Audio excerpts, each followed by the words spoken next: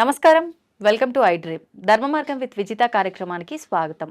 ప్రస్తుతం మనతో పాటు ఉన్నారు వేద పండితులు పవన్ కుమార్ శర్మ గారు. ఇప్పుడు వారితో మాట్లాడి మరిన్ని విషయాలు తెలుసుకుందాం. నమస్కారం గురుగారు. వాసుదేవ.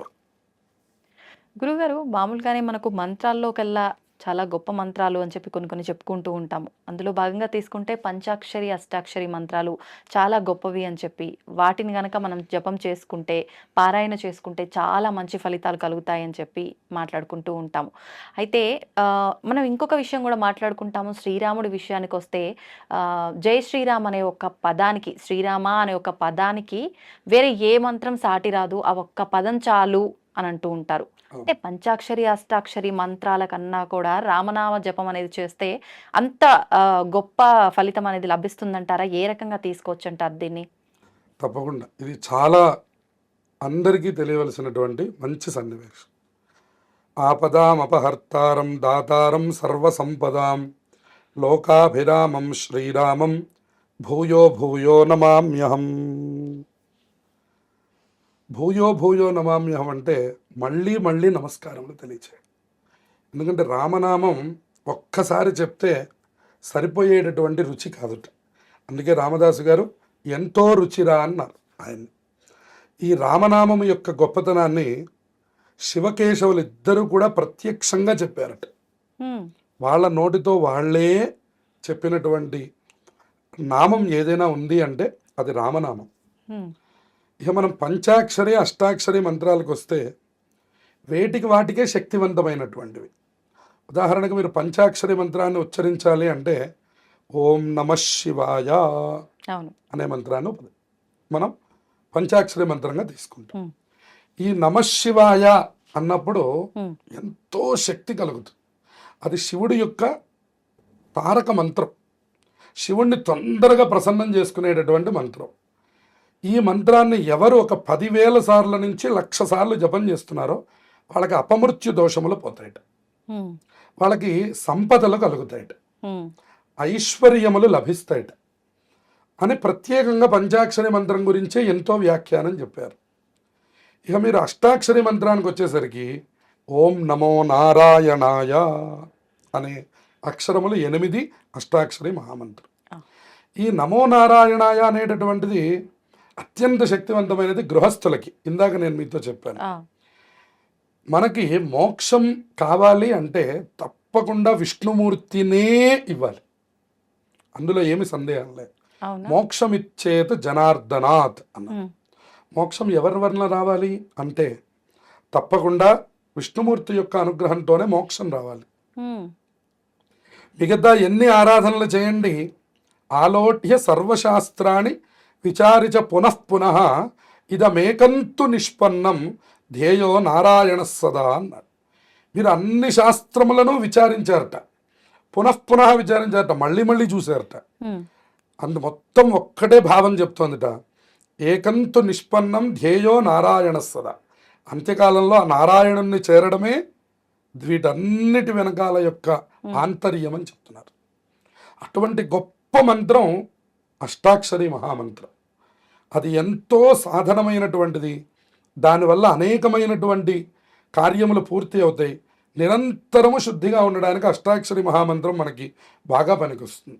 ఎవరు ఓం నమో నారాయణాయ అనే మంత్రాన్ని జపం చేస్తున్నారో వాళ్ళు నిరంతరంగా శుచిగా ఉన్నటువంటి వాళ్ళని, వాళ్ళు గృహస్థాశ్రమంలో ఎటువంటి లోటు రాదని, వాళ్ళకి అన్న సమృద్ధి కానివ్వండి, ఇల్లు కానివ్వండి, వాహనములు కానివ్వండి, వేటికి లోటు ఉండదని చెప్తున్నారు.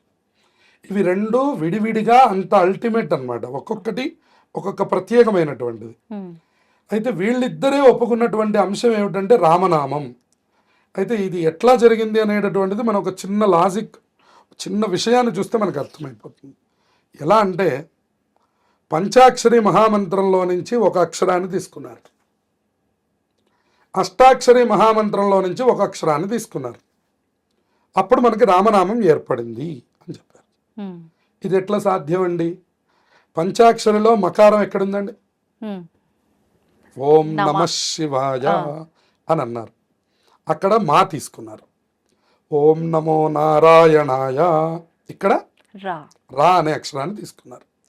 ఇప్పుడు ఈ 2 అక్షరాలను ఒక చోటకి చేర్చారు. చేర్చిన తర్వాత అక్కడ ఏమైపోయిందంటే ఇప్పుడు నమశివాయలో నుంచి మకారం తీయంగానే దాన్ని ఉచ్చరించండి, నా శివాయ అవుతుంది. అయిపోయింది. అప్పుడు ఏమైంది? నా శివాయ అంటే శివుడికి, అర్థం లేకుండా పోయినట్ట ఏమంటారు? అంటే శివాయ అంటే శివుడికి లేదు, శివుడు లేడు అని అర్థం. ఉమ్, అంటే బలవంతా ఎక్కడుందండి? మకారంలో ఉంది. ఒక్క మీరు మా అనే అక్షరం పక్కన పెట్టారంటే నా శివాయ, శివుడు లేడు. శివుడు లేడా? మళ్ళీ ప్రశ్న.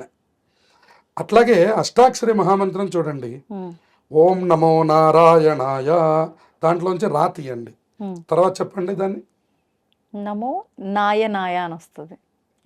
ఓం నమో నారాయణాయ అంటే మీకు ఏమర్థం కనపడుతుంది? అర్థవంతంగా లేదు. లేదు. ఉమ్, అందుకని ఈ రెండు అక్షరముల యొక్క బలం అంత ప్రత్యేకమైనటువంటిది అని చెప్తున్నది రామనామం.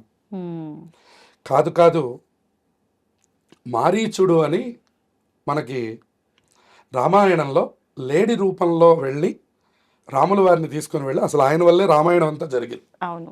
అసలు ఆయన బంగారు లేడి రూపంలో కనపడకపోయి ఉంటే రాకపోయి ఉంటే. వీళ్ళు 14 సంవత్సరాలు పూర్తి చేసుకుని ఇంటికి వెళ్ళిపోయేవాడు. ఆ, ఆయన వచ్చి కనపడడం, ఉమ్, రావణాసురుడు వచ్చి ఆవిడని తీసుకెళ్ళడం, ఉమ్. అక్కడి నుంచి మొదలైంది అసలు కదా. అసలు కథ అంతా. అటువంటి మారీచుడు అన్నట రామో విగ్రహవాన్ ధర్మ సాధు సత్య పరాక్రమ అన్నట్టు. రాముల వారిని పోతపోసినటువంటి యొక్క ధర్మస్వరూపం. ఉమ్, ఆయన్ని ఎవరు ఆరాధన చేస్తారో వాళ్ళకు కూడా ధర్మం అంత గొప్పగా అలవాటు అవుతుంది. ఉమ్, సాధు సత్య పరాక్రమ. ఆయన్ని ఉపాసన చేసేటటువంటి సాధువులందరూ కూడా అబద్ధాన్ని చెప్పరు, ఉమ్, ఎల్లప్పుడూ సత్యమును చెప్తూ ఉంటారు. ఇటువంటి మంచి లక్షణాలన్నీ కలిగినటువంటి యొక్క రామనామం అందరికీ తారకమైనటువంటిది అని మారీచుడు చెప్పి నమస్కారం చేసి చచ్చిపోతాడు. ఓ, ఆయనకి మోక్షం వస్తుంది.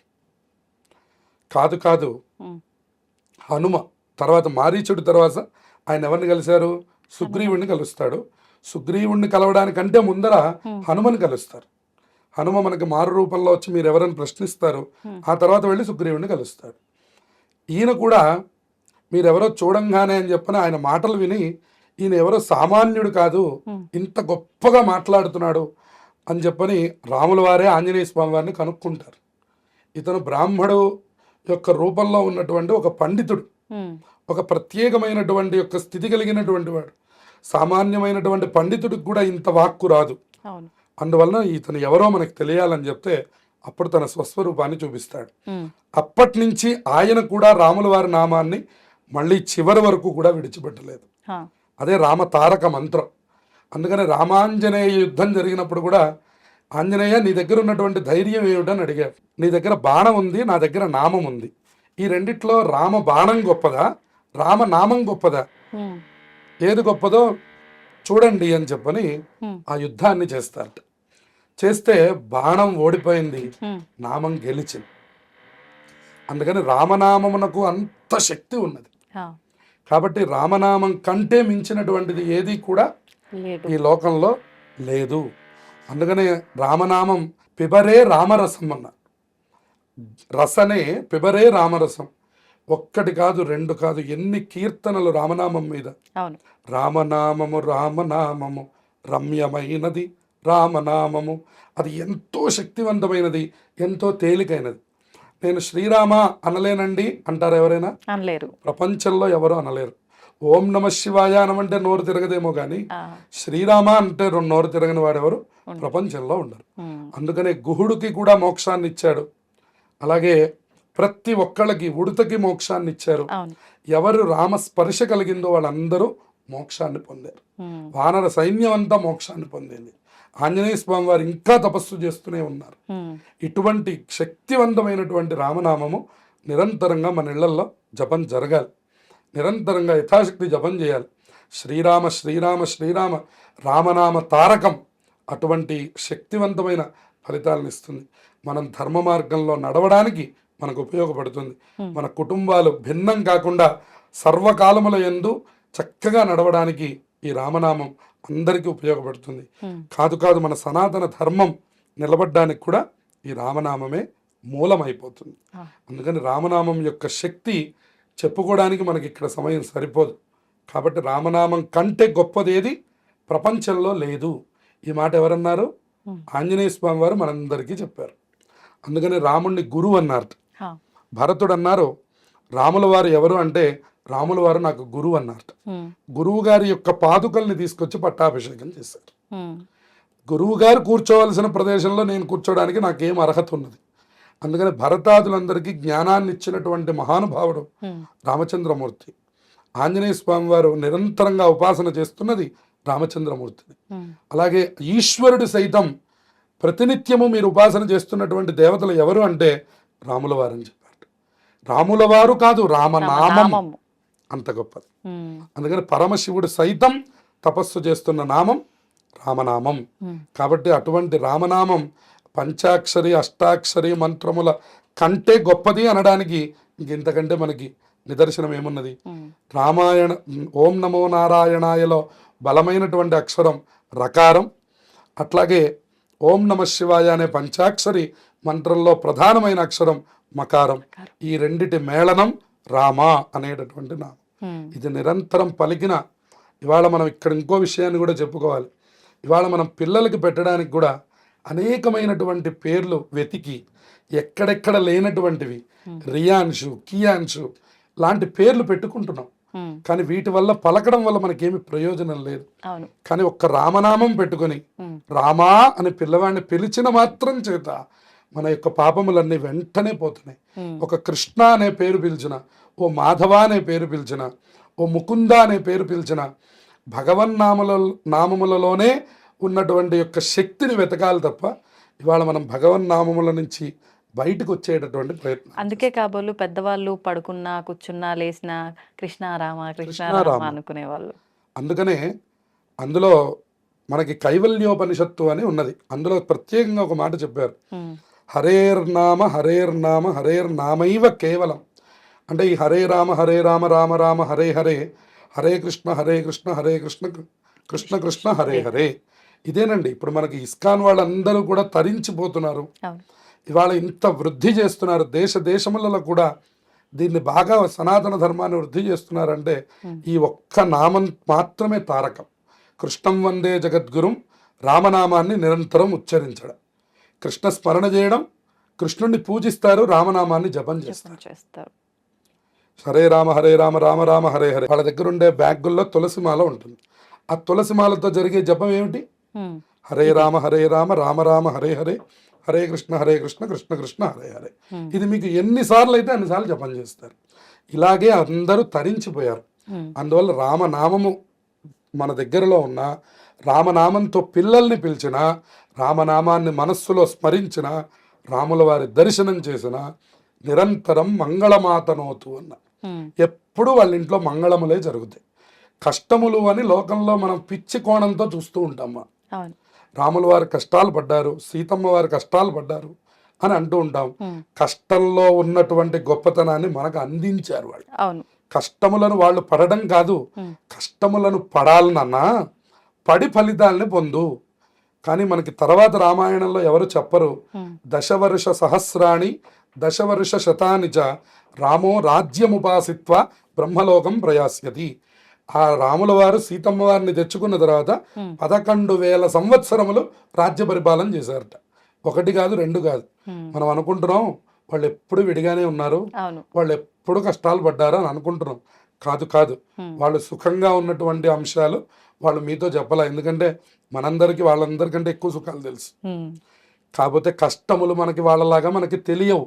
అటువంటి కష్టం ఏదైనా వస్తే మనం వెంటనే ఆలోచించే ఆలోచనలు వేరుగా ఉంటాయి. అవును. కానీ అటువంటి కష్టంలో కూడా రాముల వారు అటువంటి ఆలోచన చేయలే. ఉమ్, దాన్ని ఎలా ఛేదించాలి, ఎలా భేదించాలి, ఎలా మనం గెలవాలి అని ఆలోచించాలి అది కూడా ధర్మంగా ఉంటుంది. ధర్మంగా.